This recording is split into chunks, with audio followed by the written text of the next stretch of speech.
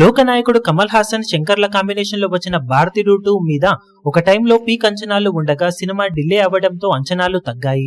అలాంటి టైంలో విక్రమ్ సినిమాతో కమల్ హాసన్ సాలిడ్ హిట్ కొట్టిన తర్వాత మళ్లీ ప్రాజెక్టు పట్టాలు ఎక్కగా పార్ట్ 2 వరకే అనుకుంటే సడన్ గా పార్ట్ 3 కూడా మొదలవ్వగా కథ మొత్తం పార్ట్ 3 లోనే పెట్టేసి పార్ట్ 2 ని కేవలం నామమాత్రానికి మాత్రమే తీసినట్లు అనిపించడంతో ఆడియన్స్ నుండి ఏ మాత్రం పాజిటివ్ రెస్పాన్స్ ను సొంతం చేసుకోలేకపోయిన భారతీయుడు 2 మూవీ ఇప్పుడు ఎపిక్ డిజాస్టర్ గా నిలవడానికి సిద్ధమవుతూ ఉంది.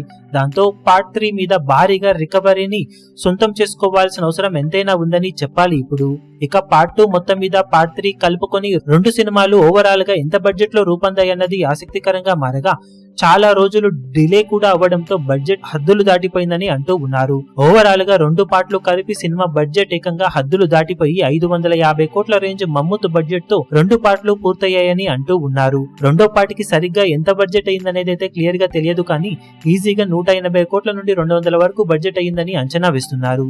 కానీ ఓవరాల్ గా బడ్జెట్ ప్రకారం చూసుకుంటే ఏ మాత్రం బడ్జెట్ కు న్యాయం చేయని కలెక్షన్లను సొంతం చేసుకుంటున్న భారతీయుడు 2 మూవీ భారీ డిజాస్టర్ గా నిలవబోతూ ఉండటంతో ఈ నష్టాలను కూడా ఇప్పుడు భారతీయుడు థర్డ్ పార్ట్ తో రికవరీ చేయాల్సిన అవసరం ఉంది. నాన్ థియేట్రికల్ బిజినెస్ డీటెయిల్స్ పూర్తిగా తెలియరాలేదు, కానీ వాటితో సగం వరకు రికవరీ ఛాన్సెస్ ఉండగా మిగిలిన సగం మొత్తం రికవరీ అవ్వాలంటే థియేట్రికల్ షేర్ 2 సినిమాలు కలుపుకొని మినిమం 300 కోట్లకు పైగానే షేర్ అందుకుంటేనే మేకర్స్ ఎంతో కొంత ప్రాఫిట్ లోకి ఉండే అవకాశం ఉంటుంది. మరి పార్ట్ 2 అయితే భారీ నష్టాలను మిగిలించడంతో పార్ట్ 3 ఎలాంటి కలెక్షన్లను సొంతం చేసుకుని నష్టాలను తగ్గించే ప్రయత్నం చేస్తుందో చూడాలి. ఈ వీడియో మీకు నచ్చినట్లయితే లైక్ చేయండి, షేర్ చేయండి, ఛానల్ ను సబ్స్క్రైబ్ చేయడం మాత్రం మరవకండి. ఏ చిన్న అప్డేట్ ను మిస్ అవ్వకూడదు అనుకుంటే బెల్ ఐకాన్ ను ప్రెస్ చేయండి.